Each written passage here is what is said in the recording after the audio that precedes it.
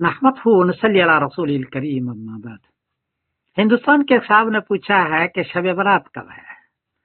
جواب عرض ہے کہ 19 جنوری بروز پیر کو انڈیا میں چاند کو چاہیے 6 ڈگری، برما میں 5 ڈگری، بنگلہ دیش میں 5 ڈگری، نیپال میں 5 ڈگری، کراچی میں 6 ڈگری، پشاور میں 4 ڈگری، ایران میں 6 ڈگری، افغانستان میں 4 ڈگری۔ چونکہ 10 ڈگری میں نظر آتا ہے، یہاں 5 ڈگری اور 6 ڈگری ہے، اس لیے 19 جنوری بروز پیر کو چاند نظر نہیں آئے گا۔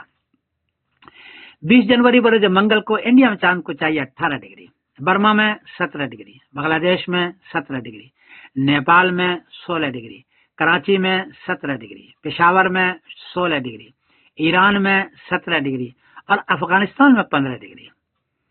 یہاں 20 جنوری بروز منگل کو 10 ڈگری سے چاند اونچا ہے، اس لیے چاند نظر آئے گا، شاید مہینہ تیسا ہو جائے گا اور دیر تک رہے گا۔ اس اعتبار سے 20 جنوری بروز منگل کو چاند نظر آئے گا اور 21 جنوری بروز بدھ کو شعبان کی پہلی تاریخ ہوگی انشاءاللہ العزیز۔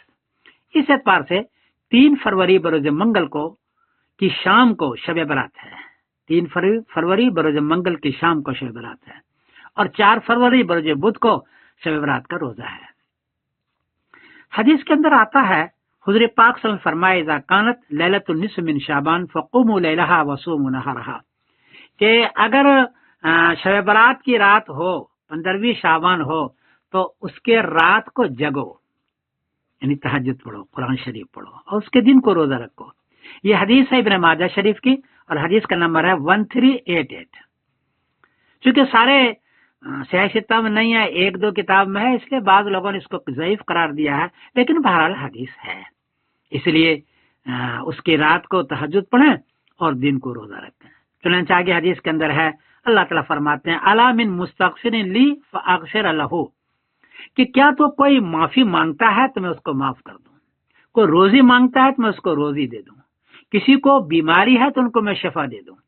صبح تک ایسا ہوتا ہے، اس لیے اس رات کو دھمال نہ کریں، چراغاں نہ کریں، لوگوں کو تنگ نہ کریں، شور نہ مچائیں، یہ نہ کریں۔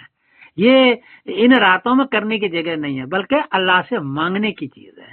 اس رات کے اندر مانگے تو انشاءاللہ العزیز آپ کو شفا بھی ہوگی، روزی بھی ہوگی اور اللہ تعالیٰ تمہارے گناہوں کو معاف بھی کریں گے۔ بہرحال یہ چیزیں میں نے بتا دی۔